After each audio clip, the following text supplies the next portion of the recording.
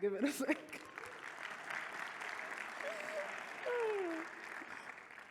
All right, thanks. That was the presentation. Thanks for coming, guys. I'm joking, no. All right, let's get into it. Hi, I'm Jemima Abu, and I am a self-taught front-end developer and school-taught systems engineer from Lagos, Nigeria, and I currently work for a company called We Make Websites in London. Any guesses as to what my company does? That's right, we make websites. It's right there in the name. And you can find me online anywhere at Jemima Abu. So that's on Twitter, Medium, LinkedIn, GitHub, etc. So let's get into it, JavaScript. When I first started learning how to build websites, I started learning how to build websites with HTML and CSS. I thought it was really cool that you could write text on a page, and it became this really fancy and fun designs. And then a year later, people were like, you can't get a job with just HTML and CSS. And I was like, you can't? Apparently you can't. No, you had to learn this thing called JavaScript. And then I got into JavaScript, and I was like, huh, what is this? And then I started learning more about how JavaScript came about, and I thought it was really fun because the JavaScript history, there's a lot of drama and back and forth. It's basically like a reality show. It's like the Real Housewives of software development. So yeah, we're gonna get into that, and it's gonna be really fun, and you'll see what I mean. So in the beginning, there was the World Wide Web. Now, the World Wide Web was created by Tim Berners-Lee in, I want to say, 1989. And the internet was built to be a simple place. It was something that people could use to do anything. It was meant to be like this. Think of it as having a giant shared laptop. So you know when you were growing up and you had that one computer in the computer room and everybody used the same computer? So if you had any special files on the computer, you had to delete them before you left because everybody could see it. That was pretty much the basis of the internet. It was a giant shared folder that everyone could access the same information on. And the web was a simple place, or a not so simple place. We had websites that looked like fever dreams, and that was fine, that was how people chose to express themselves. But then the problem with this was that the web was, as we said, a simple place. All the websites that were on the internet previously were static. What that meant was that you could just show text and images. They didn't do much, and they weren't very, they were crazy, but they didn't do much either way. The problem we had with this was, in the case of wanting to, let's say we want to have better user experience. If you had a website back then, let's say you had a form on your site, right? And you wanted to take user inputs and then get data based on that user input. So think of something like a simple login form. The user fills in their email.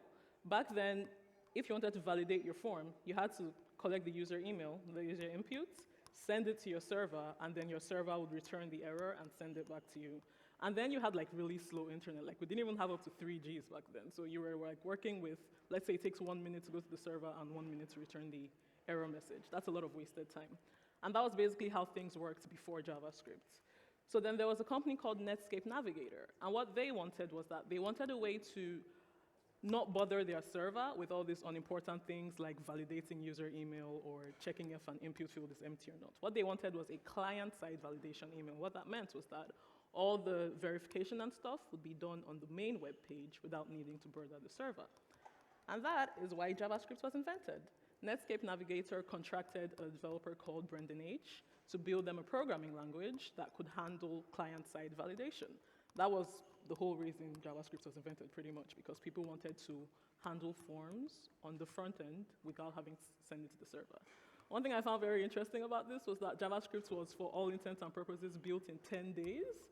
And when I heard that, I was like, yeah, JavaScript of all languages would have been built in 10 days. That seems very apt. But basically, what was the underlying philosophy behind JavaScript? I will let Brendan explain it because he says it better than I would. That's 2 videos in 1 presentation. Aren't you all lucky?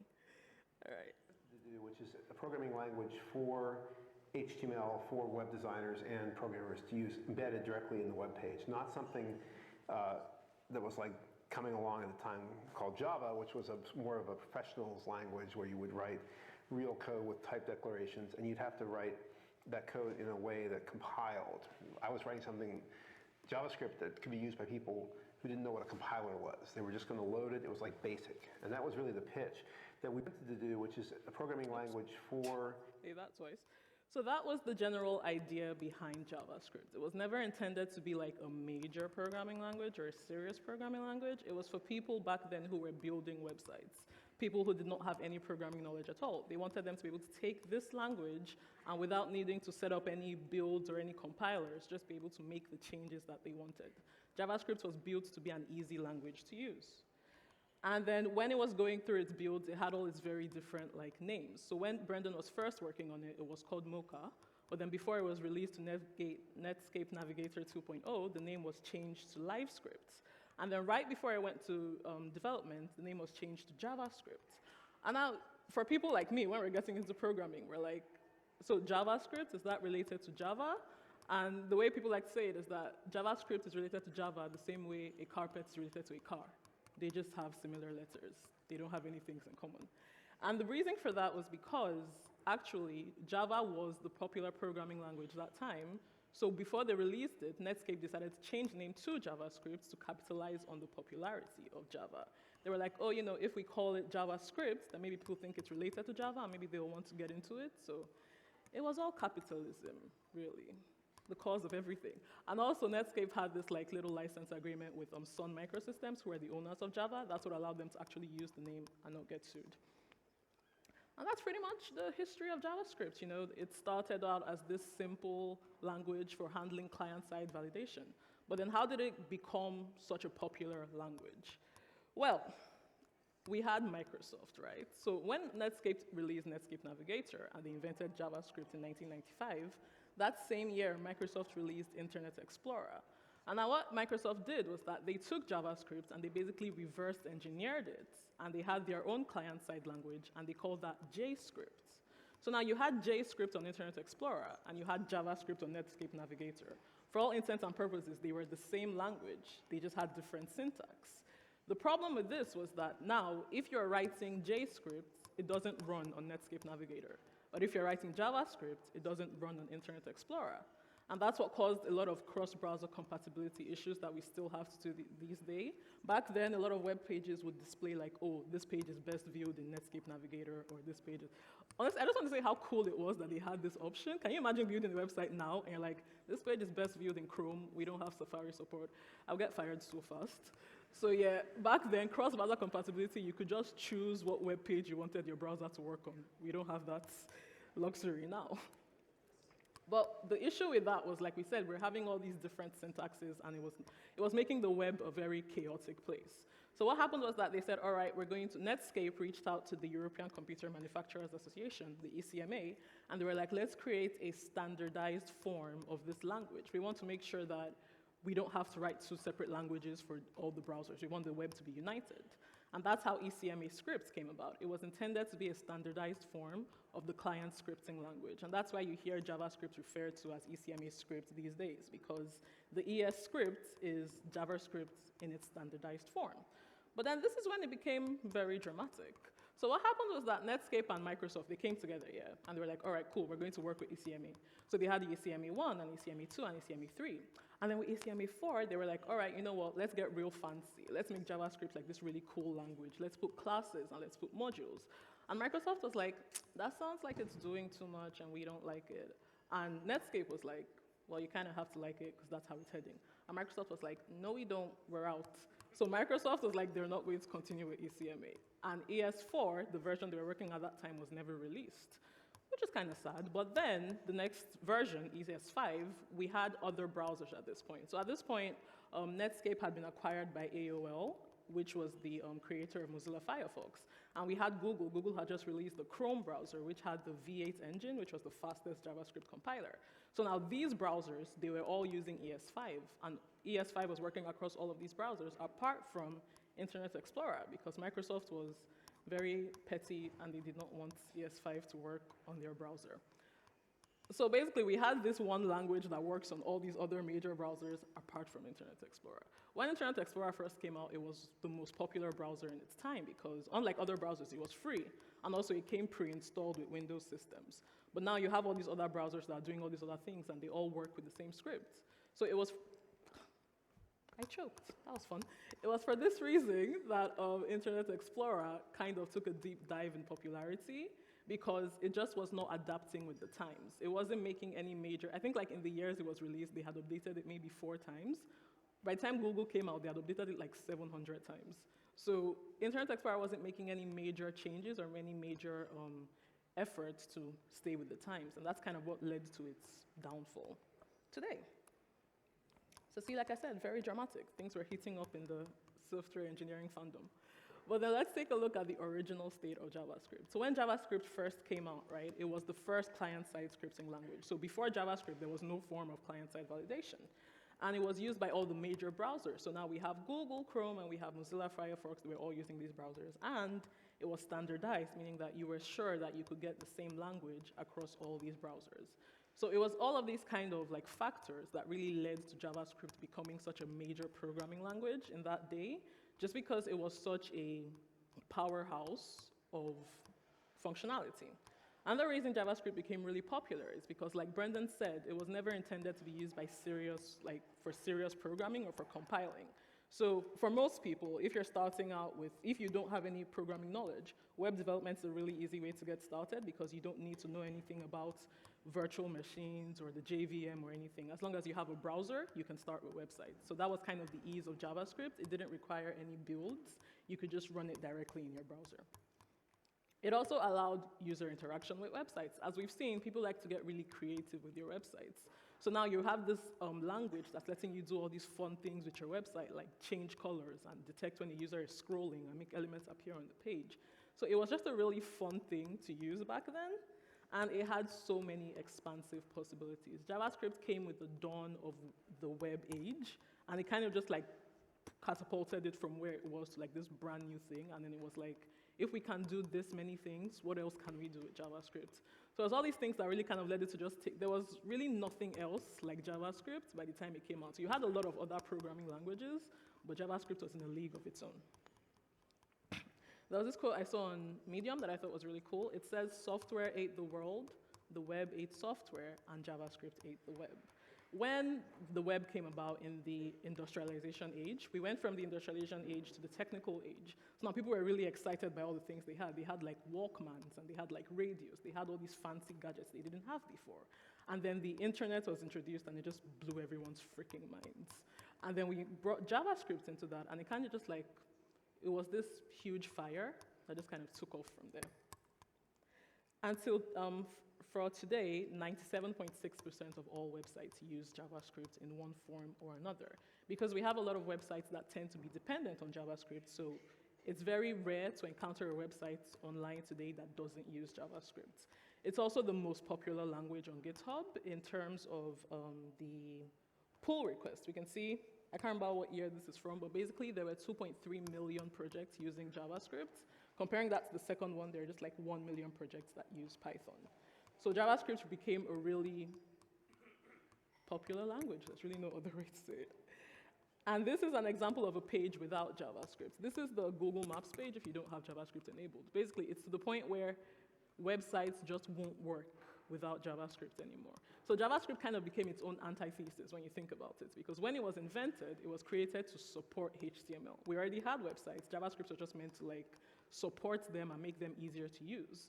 But somehow it became this crazy thing that took over the web completely, and now we can't even have the web without JavaScript. So I think that was really cool of JavaScript. But then, yeah, so once we had this framework becoming like really popular and really taking off, much like with everything, there was need for improvement. So what we were dealing with previously was Web 1.0. Web 1.0 was the static websites. That was when we were just having like simple recipe blogs and like static information on the page. It wasn't doing anything. JavaScript brought about the advent of Web 2.0. So now we're having like creative websites, social media, blogs, everything that you can imagine the web is today. It all came about because of JavaScript. And as JavaScript's popularity grew, so did the need for improvement. It's like, all right, we have this cool thing that does all this cool stuff, but like we said, Brendan built it in 10 days. We don't really want to base the entire website on something that was built in 10 days, so let's see how we can make this better. And that's how frameworks came about. Frameworks are people's attempt at creating like better forms of JavaScript. We're like, oh, you know what, JavaScript has a lot of follies here and follies there. We don't want to make sure that our entire website is built using JavaScript, so we're going to use Angular, or we're going to use React, and this is going to let us determine that the website is rendered in a way that we can control. So we can look at a timeline of JavaScript frameworks and how it came about. So after JavaScript was invented, we were dealing with the web called dynamic HTML. This was the web that had like interactive uses on the page, so things like client-side validation or like getting user interaction on a page. But even with all this, we were still just dealing with static HTML pages. Even with this website, even if you did send something to a server, by the time you return the response, the server is just returning a new HTML page for you to display. And that's when, in 2005, we had the term AJAX, which stands for Asynchronous JavaScript, and XML, that's Extensible Markup Language. AJAX was what let you communicate with the server directly. So now previously, if you're talking with the server, you had to get the HTML back from them. With AJAX, you could send a request to the server, and instead of getting a new page, you're just getting data from them. So it would be returned as JSON data, and then you could display that data on the page without ever having to render a new page or reload the page. This really catapulted JavaScript in terms of the programming ecosystem, because people started taking it more seriously at this point. So now it was less of a client-side scripting language for handling form validation, and it was like, oh wow, this thing actually lets you communicate directly with the server and display all this information. And then in 2006, jQuery was released, and jQuery became the most popular JavaScript library till date. jQuery is so popular that it's synchronous with JavaScript. If you look up like, oh, how to remove all classes on an element or something, all the results, most of the top results will be in jQuery before you get to the actual JavaScript method. Like, till today, I have to specify like vanilla JS. I do not want a jQuery method.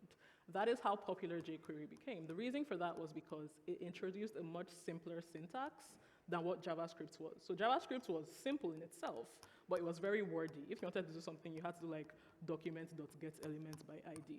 In jQuery, you just had like your $sign, and you can just put like a hashtag or a full stop. jQuery made it a lot easier to write JavaScript, which was an already easy language. And that really cool thing about jQuery was that it was also its own form of standardization, in that it was a lot more cross-browser compatible than a lot of the languages they were dealing with back then. And then after jQuery, we had Node.js. And Node.js was what I would say cemented JavaScript as a powerhouse of a programming language. Because Node.js had so many things that you could do with it. It could handle data streaming, big data, connectivity, real-time data. You could do all these things with Node.js, and it was just kind of this like insane, like, you know when you have like that Powerball, like in the movies, when they go crazy with power because they have so much of it? That's exactly what Node.js did. We went crazy with power when we got Node.js. So let's take a look at episode 4, the revenge of the modules. So now when we had Node.js, right, we had this thing called NPM. That was Node Package Manager, and it was basically an open source package manager online for Node.js. And how that worked was that it would let you upload your functions to the web. So let's say I'm on my laptop and I'm writing a function and I have like a add function. All this function does is that it adds 2 numbers together. I could upload that to the NPM registry online, and people could download my new function as a library. That's basically how libraries and modules work. And let's do a little pop quiz. How many published packages do you think there are on NPM currently? So let's just do a show of hands. 1,000 packages. 10,000 packages. Okay. 100,000 packages? All right, we have like a few hands. 1 million packages. There it is. There are currently 1.9 million packages on NPM at the moment, and that number increases by at least 1,000 packages every day. Now we can compare this to other package managers, like for .NET or PHP. NPM is almost 2 million, and these ones don't even have up to 500,000. That means combined, NPM has more packages than these other 3 package managers for a lot of major languages. The reason for this is because NPM is a lot more lax than a lot of the other package managers. It allows anybody to upload anything whenever they'd like. It's basically like a fancy social media. You can put all your trash on it, and nobody tells you anything. So this is fun, right? But then the catch with that is that we had a lot of things like, for example, I could take somebody else's package, add 1 line, republish that package as a new package, and I'll just call that person's package a dependency. This dependency is what led to something I like to call dependency gates. In 2016, for a very brief period of time, a lot of websites on the internet were shut down because one programmer removed their package from NPM. This is a really fun story. Are you all ready for this? So, what happened was, there was this programmer, right? His name was Azure. I can't pronounce his last name, but his name was Azure, and he had this package on NPM called LeftPad. What LeftPad did was that it added string before, it added like a character before a string. So for example, I could put in like, let's say LeftPad bar, comma, 5, and it would just return like 5 bar. That was all it did. It was 11 lines of code. It was a real basic function. But people use this code people use this package as a dependency in their own packages. And now, Azure also had another package on NPM called Kik, that was K-I-K. And there was this messaging app at that time, like Kik, I think. Did y'all use Kik? Was that a thing? I used Kik. I don't know if y'all did. It was a creepy place. I wouldn't recommend it. Lots of weirdos there. Anyway, so Kik, the messaging app, was like, oh, hey, Azure, you have this package that has the same name as our app. We need you to take it down. Azure was like, don't tell me what to do. I'm not going to take down my package. And Kik was like, bet. And Kik went to NPM. And Kik was like, NPM, we need Azure to take his package down. And NPM was like, Azure, you got to take it down, man. And Azure was like, okay, then I'm taking everything down. So he removed all his packages on NPM. I think he had like 270 packages. He removed all of them, including this tiny little inconsequential package called LeftPad. And the fun thing with LeftPad was that LeftPad was a dependency. Let's say LeftPad was a dependency in a package, and that package was a dependency in another package, and that package was a dependency, on and on until we got up to React, a framework you guys might have heard about. Now, React was a library that was using a library that was using something else that was dependent on LeftPad. And when Azure took it down, for like 2 or 3 hours, people could not run their React projects because every time they tried to run it, it would return an error saying LeftPad was not found on the NPM registry. Now, imagine trying to explain to your boss that the reason you haven't deployed yet is because LeftPad was not found on the NPM registry. What the heck is LeftPad? That was clearly the feeling of a lot of people because now you're working with a package you are not even aware that you were working with, because I'm so sure nobody reads npm install. We just install it and let it happen. But because Azure took it down, we couldn't access like our actual packages. And basically people had to go and reach out to NPM, and NPM had to like unpublish his package, and they also had to introduce this new rule where they were like, you can't delete a package, you can only like depreciate it. So that was kind of like showing like the mass reach of how crazy JavaScript has become. Like it was literally halting the actual web because one tiny package with 11 lines of code was deleted. It's really kind of creepy when you think about it, because that is how dependent we have become on modules as an ecosystem. But yeah, that's that. Oh, that was a fun story. So that's pretty much it with what JavaScript was and how it came about and how it became this great language. So what is next with JavaScript? There was this fun little snippet online called Atwood's Law by Jeff Atwood. It basically says any application that can be written in JavaScript will eventually be written in JavaScript. So JavaScript first came out, and it was meant to be this client-side scripting language for building websites. But now we have desktop applications built with JavaScript that use Electron.